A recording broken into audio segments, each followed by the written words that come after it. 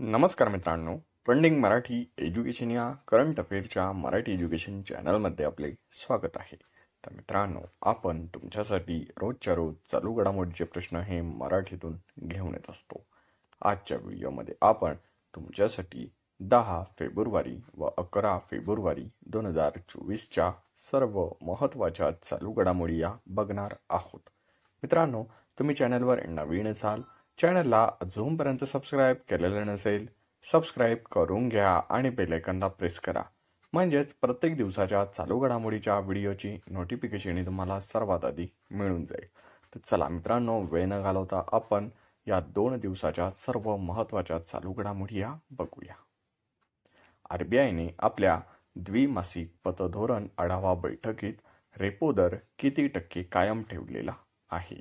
तर या प्रश्नाचं उत्तर आहे ऑप्शन क्रमांक 1, 6.5%.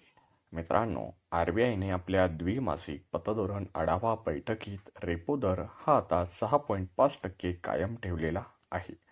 तर RBIने सलग 6व्यांदा रेपो दर हा 6.5% कायम ठेवलेला आहे. हा पॉईंट लक्षात असू द्या. खूप महत्त्वाचं आहे की सलग 6व्यांदा RBIने 6.5% रेपो दर हा कायम ठेवलेला आहे. तर मित्रांनो, RBIच्या अंदाजानुसार नव्या आर्थिक वर्षाच्या दुसऱ्या तिमाहीत किरकोळ महागाई दर हा 4% जाऊ शकतो. हा देखील पॉईंट लक्षात असू द्या. तर मित्रांनो, आर्थिक वर्ष 2024-25 मध्ये भारताचा विकास दर हा 60% राहण्याचा अंदाज RBIने वर्तवलेला आहे. हा देखील पॉईंट लक्षात असू द्या. तर चला नेक्स्ट चालू घडामोडी बघूया. भारताचा भालाफेकपटू नीरज चोप्रा यांचा कोणत्या देशाच्या पर्यटन विभागाने प्रसिद्ध आईस पॅलेसमध्ये फलक लावून सन्मान केलेला आहे? तर या प्रश्नाचं उत्तर आहे ऑप्शन क्रमांक 2, स्वित्झर्लंड. मित्रांनो, भारताचा भालाफेकपटू नीरज चोप्रा यांचा स्वित्झर्लंड देशाच्या पर्यटन विभागाने प्रसिद्ध आईस पॅलेसमध्ये फलक लावून सन्मान केलेला आहे. हा देखील पॉईंट महत्त्वाचा आहे. यावर प्रश्न विचारला जाऊ शकतो. प्रश्न हा नोट डाऊन करून ठेवा. तर चला नेक्स्ट चालू घडामोडी बघूया.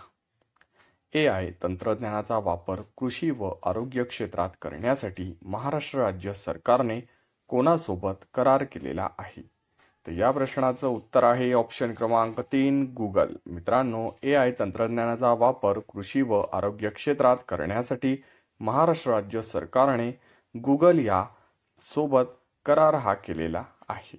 तर मित्रांनो, पुणे या ठिकाणी AI फॉर महाराष्ट्र हा सामंजस्य करार करण्यात आलेला आहे. हा देखील पॉईंट लक्षात असू द्या. तर चला नेक्स्ट चालू घडामोडी बघूया. मित्रांनो, भारताने कोणत्या देशासोबत केलेल्या फ्री मूव्हमेंट रेजिम करार रद्द केलेला आहे? तर या प्रश्नाचं उत्तर आहे ऑप्शन क्रमांक 4, म्यानमार. मित्रांनो, भारताने म्यानमार देशासोबत केलेला फ्री मूव्हमेंट रेजिम करार हा रद्द केलेला आहे. तर या देशादरम्यान 1970 या वर्षी फ्री मूव्हमेंट रेजिम करार झालेला होता. हा पॉईंट लक्षात असू द्या. मित्रांनो, भारत व म्यानमार या देशांदरम्यान 1970 मध्ये हा फ्री मूव्हमेंट रेजिम करार झालेला होता. भारत आणि म्यानमार सीमेजवळ राहणाऱ्या लोकांना कागदपत्राशिवाय 16 किलोमीटर अंतरापर्यंत एकमेकांच्या प्रदेशात जाण्याची परवानगी ही फ्री मूव्हमेंट रेजिम कराराने दिलेली होती. हा देखील पॉईंट लक्षात असू द्या. तर चला नेक्स्ट चालू घडामोडी बघूया. कोणाला आंतरराष्ट्रीय बुद्धिबळ महासंघाच्या फिडे ट्रेनर पुरस्कार जाहीर झालेला आहे? तर या प्रश्नाचं उत्तर आहे ऑप्शन क्रमांक 1, अभिजित कुंटे. मित्रांनो, अभिजित कुंटे यांना आंतरराष्ट्रीय बुद्धिबळ महासंघाचा फिडे ट्रेनर पुरस्कार हा जाहीर झालेला आहे. तर आंतरराष्ट्रीय बुद्धिबळ महासंघाचा 15वा फिडे ट्रेनर पुरस्कार हा त्यांना जाहीर झालेला आहे. हा देखील पॉईंट लक्षात असू द्या. 15वा फिडे ट्रेनर पुरस्कार हा अभिजित कुंटे यांना मिळालेला आहे. तर चला नेक्स्ट चालू घडामोडी बघूया. महाराष्ट्र राज्याच्या मुख्यमंत्र्यांच्या हस्ते 34व्या राज्य पोलीस क्रीडा स्पर्धेचे उद्घाटन कोणत्या ठिकाणी करण्यात आलेले आहे? तर या प्रश्नाचं उत्तर आहे ऑप्शन क्रमांक 2, नाशिक. मित्रांनो, महाराष्ट्र राज्याच्या मुख्यमंत्र्यांच्या हस्ते 34व्या राज्य पोलीस क्रीडा स्पर्धेचे उद्घाटन हे नाशिक या ठिकाणी करण्यात आलेले आहे. तर चला नेक्स्ट चालू घडामोडी बघूया. कृषी धोरणातील युवा संशोधक विनायक हेगाना यांची कोणत्या देशाच्या सरकारच्या आरोग्य व ग्रामीण विकास मंत्रालयाच्या विशेष सल्लागारपदी नियुक्ती झालेली आहे?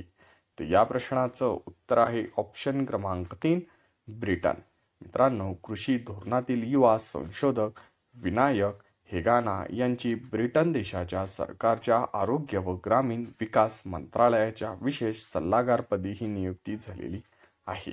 मित्रांनो, विनायक हेगाना ब्रिटिश सरकारच्या आरोग्य व ग्रामीण विकास मंत्रालयाच्या विशेष सल्लागारपदी नियुक्त होणारे देशातील पहिले कृषी पदवीधर संशोधक ठरलेले आहे. हा देखील पॉइंट लक्षात असू द्या. तर चला नेक्स्ट चालू घडामोडी बघूया. राष्ट्रीय पुस्तक न्यासातर्फे 51वा जागतिक पुस्तक महोत्सव कोठे आयोजित करण्यात आलेला आहे? तर या प्रश्नाचं उत्तर आहे ऑप्शन क्रमांक 4 नवी दिल्ली. मित्रांनो, राष्ट्रीय पुस्तक न्यासातर्फे 51वा जागतिक पुस्तक महोत्सव हा नवी दिल्ली येथे आयोजित करण्यात आलेला आहे. तर मित्रांनो, या 51व्या जागतिक पुस्तक महोत्सवाची तारीख आहे 10 ते 18 फेब्रुवारी. या कालावधी दरम्यान नवी दिल्ली येथे 51वा पुस्तक महोत्सव आयोजित करण्यात आलेला आहे. तर चला नेक्स्ट चालू घडामोडी बघूया. महाराष्ट्र शासनाने राज्यातील कितवी पर्यंतच्या शाळांना सकाळी 9 वाजेनंतर भरवण्याचा निर्णय घेतलेला आहे? तर या प्रश्नाचं उत्तर आहे ऑप्शन क्रमांक 1 चौथी. आता महाराष्ट्र शासनाने राज्यातील 4थी पर्यंतच्या शाळा सकाळी 9 वाजेनंतर भरवण्याचा निर्णय हा घेण्यात आलेला आहे. तर चला नेक्स्ट चालू घडामोडी बघूया. महाराष्ट्र राज्यातील पहिले शिक्षक साहित्य संमेलन कोठे आयोजित करण्यात आलेले आहे? तर मित्रांनो, या प्रश्नाचं उत्तर आहे ऑप्शन क्रमांक 2 छत्रपती संभाजीनगर. मित्रांनो, महाराष्ट्र राज्यातील पहिले शिक्षक साहित्य संमेलन हे छत्रपती संभाजीनगर येथे आयोजित करण्यात आलेले आहे. मित्रांनो, अशाच आपल्या रोजच्या रोज टॉप 10 करंट अफेअरच्या व्हिडिओ बघण्यासाठी ट्रेंडिंग मराठी एज्युकेशन चॅनलला तुम्ही अजूनपर्यंत सबस्क्राईब केलेलं नसेल, सबस्क्राईब करून घ्या आणि बेल आयकॉनला प्रेस करा. म्हणजेच प्रत्येक दिवसाच्या चालू घडामोडीच्या व्हिडिओची नोटिफिकेशन तुम्हाला सर्वात आधी मिळून जाईल. मित्रांनो, व्हिडिओ हा आवडत असेल तर व्हिडिओला लाईक हे जरूर करा आणि आपल्या जवळच्या अभ्यासू मित्र मैत्रिणींना व्हिडिओ हा जास्तीत जास्त शेअर करा. याचा फायदा तुम्हाला येत्या आगामी पेपरमध्ये नक्कीच होणार आहे. मित्रांनो, आपल्या चॅनलचाच उद्देश असा आहे की कमी वेळेत जास्त अभ्यास व सर्व विद्यार्थ्यांपर्यंत विनामूल्य माहिती पोहोचवणे एवढाच आहे. ट्रेंडिंग मराठी एज्युकेशन या करंट अफेअरच्या मराठी एज्युकेशन चॅनलवरील कुठलाही विद्यार्थी आणि विद्यार्थिनी येत्या आगामी पेपरमध्ये मागे राहता कामा नये. मित्रांनो, पूर्ण व्हिडिओ बघितल्याबद्दल तुमचे मनापासून धन्यवाद.